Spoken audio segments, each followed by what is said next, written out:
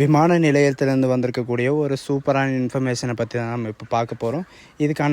இந்த ஜாபுக்கான எக்ஸாமை பொறுத்த வரைக்கும் பார்த்தீங்கன்னா உங்களுக்கு எக்ஸாமும் கிடையாது, அப்ளை பண்ணுறதுக்கான ஃபீஸும் கிடையாது அப்படின்னு சொல்லியிருக்காங்க.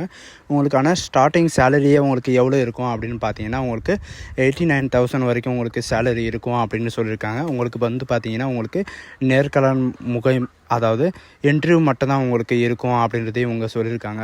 இதுக்கு அப்ளை பண்ணுறதுக்கு லாஸ்ட் டேட் பார்த்தீங்கன்னா 29/6/2024, அதாவது 29ஆம் வரைக்கும் நீங்கள் இந்த மாதம் அப்ளை பண்ணிக்கலாம் அப்படின்னு சொல்லியிருக்காங்க.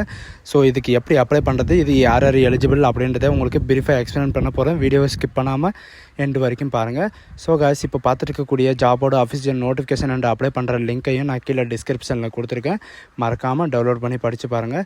அது மட்டும் இல்லாமல் நம்மளுடைய வாட்ஸ்அப் குரூப் லிங்க்கையும் நான் கீழே டிஸ்கிரிப்ஷனில் கொடுத்துருக்கேன். அதுலேயும் நீங்கள் ஜாயின் பண்ணாமல் இருந்தீங்கன்னா ஜாயின் பண்ணிக்கோங்க.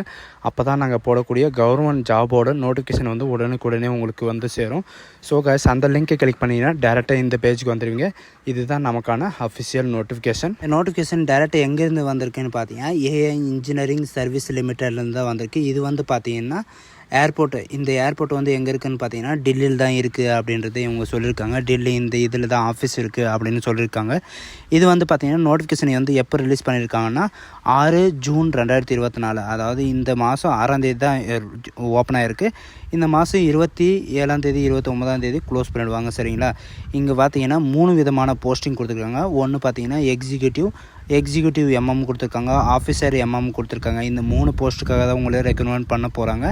இது பார்த்தீங்கன்னா எந்தெந்த இடத்துலன்னு பார்த்தீங்கன்னா எஸ்ஆர் எக்ஸிக்யூட்டிவ் பார்த்தீங்கன்னா டெல்லியில் கொடுத்துருக்காங்க, மும்பையில் கொடுத்துருக்காங்க, திருவனந்தபுரமும் இந்த 3 இடத்துல கொடுத்துருக்காங்க. எக்ஸிக்யூட்டிவ் எம்எம் லெவல் 1 இந்த ஜாபுக்கு பார்த்தீங்கன்னா உங்களுக்கு டெல்லியிலும் கொடுத்துருக்காங்க, மும்பை, நாகப்பூர், கல்கட்டா, ஹைதராபாத், திருவனந்தபுரம் இந்த இடத்துல எல்லாம் உங்களுக்கு போஸ்டிங் கொடுத்துருக்காங்க. ஆஃபீஸர் எம்எம்மை பொறுத்த வரைக்கும் பார்த்தீங்கன்னா டெல்லி, மும்பை, நாகப்பூர், அடுத்தது பார்த்தீங்கன்னா கீழே ஸ்க்ரோல் பண்ணிட்டு பார்த்தீங்கன்னா உங்களுக்கு தெரியும் கொல்கட்டாலையும் கொடுத்துருக்காங்க. டோட்டல் 40 வேக்கன்சி விட்டுருக்காங்க. சரிங்களா? ஃபஸ்ட்டு பார்த்தீங்கன்னா எக்ஸிக்யூட்டிவ் எம்எம் இந்த ஜாபுக்கு பார்த்தீங்கன்னா குவாலிஃபிகேஷனை பொறுத்த வரைக்கும் எம்பிஏ அல்லது பிஜிஎம்டி இது நீங்கள் படிச்சிருந்தா ஓகே அப்படின்னு சொல்லியிருக்காங்க. இதுக்கான எக்ஸ்பீரியன்ஸ் பார்த்தீங்கன்னா 5 இயர் எக்ஸ்பீரியன்ஸ் இருந்தால் அவைலபிள் அப்படின்னு சொல்லியிருக்காங்க. அதாவது பிடிஇயில் நீங்கள் பேசிக் பண்ணியிருந்தீங்கன்னா உங்களுக்கு 5 இயர் ரிலாக்ஸேஷன் கிடைக்கும். ஏஜ் லிமிட் பார்த்தீங்கன்னா 55 இயர் வரைக்கும் நீங்கள் அப்ளை பண்ணிக்கலாம். இதுக்கு சேலரி பார்த்தீங்கன்னா 1,24,000 வரைக்கும் உங்களுக்கு சேலரி இருக்கும் அப்படின்னு சொல்லியிருக்காங்க. ரெண்டாவது ஜாப் பார்த்தீங்கன்னா எக்ஸிக்யூட்டிவ் எம்எம் லெவல் 1ல் பார்த்தீங்கன்னா உங்களுக்கு எம்பிஏ பிஜிடிஎம் இது நீங்கள் படிச்சிருந்தால் நீங்கள் அப்ளை பண்ணலாம். இது படிச்சிருந்தீங்கன்னா உங்களுக்கு 5 இயர் எக்ஸ்பீரியன்ஸ், அதாவது போஸ்ட்டு குவாலிஃபிகேஷன் பார்த்தீங்கன்னா நீங்கள் 5 இயர் எக்ஸ்பீரியன்ஸோடு இருக்கணும். அப்படி இல்லையா நீங்கள் பிடெக் படிச்சிருந்தா பார்த்தீங்கன்னா 7 இயர் எக்ஸ்பீரியன்ஸ் போஸ்ட் குவாலிஃபைடாக இருக்கணும் அப்படின்னு சொல்லியிருக்காங்க. அப்படி இல்லைன்னா எஃப்டிஇ இது பேஸ் பண்ணி நீங்கள் படிச்சிருந்தால் உங்களுக்கு 5 இயர் ரிலாக்ஸேஷனும் இருக்கும் அப்படின்றத இவங்க சொல்லியிருக்காங்க.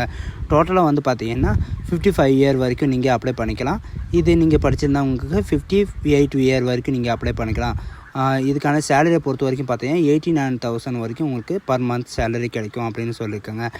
ஆஃபீஸர் எம்எம் இதுக்கு பார்த்தீங்கன்னா குவாலிஃபிகேஷன் பிடெக் நீங்கள் படிச்சிருந்தா ஓகே, உங்களுக்கு 2 இயர் போஸ்ட் குவாலிஃபிகேஷன் எக்ஸ்பீரியன்ஸுன்னு கேட்டிருக்காங்க. எக்ஸ்பீரியன்ஸும் இருக்கணும் அப்படின்னு கேட்டிருக்காங்க.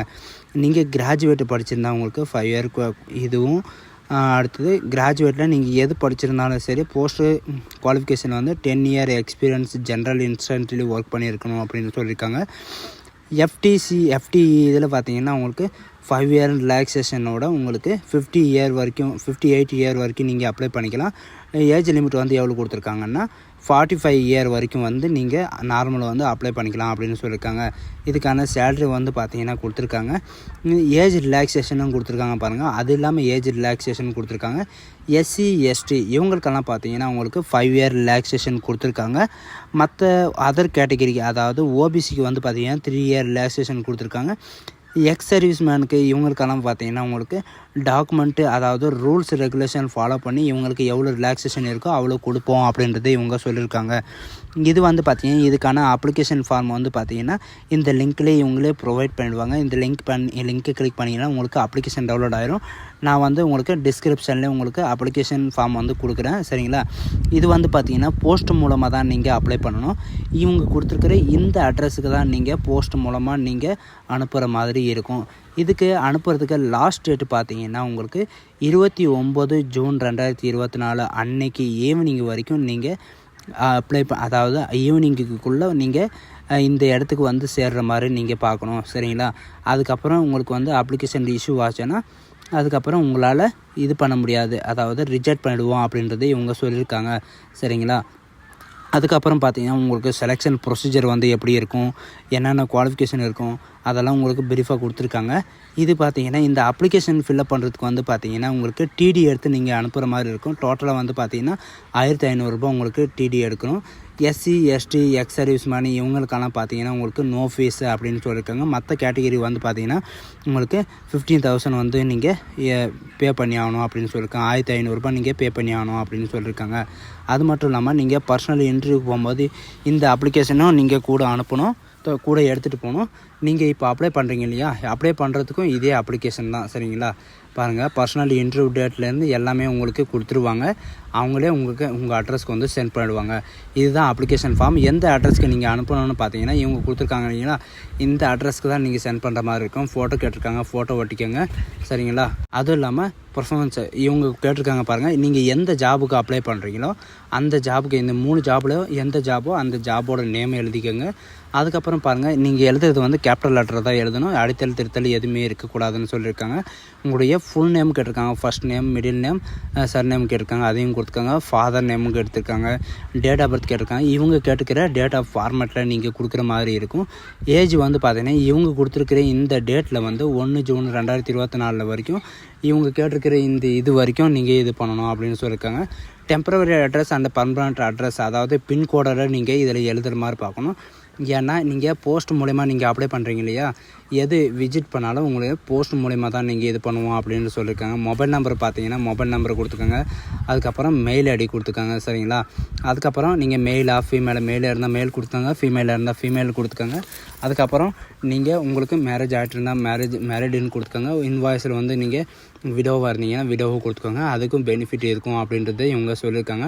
அது இல்லாமல் ரிலீஜனெல்லாம் கேட்டிருக்காங்க.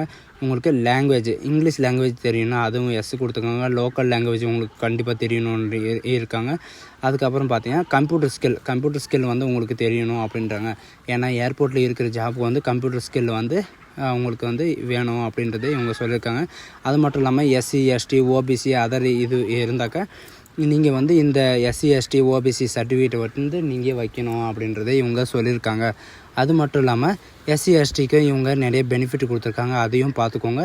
கீழே ஸ்க்ரோல் பண்ணிட்டே வந்தீங்கன்னா வெதர் எக்ஸ் சர்வீஸ் மேனாக இருந்தால் நீங்கள் எக்ஸ் சர்வீஸ் மேனாக இருந்தால் இதில் எஸ்ஆர்னு கொடுத்துக்கோங்க.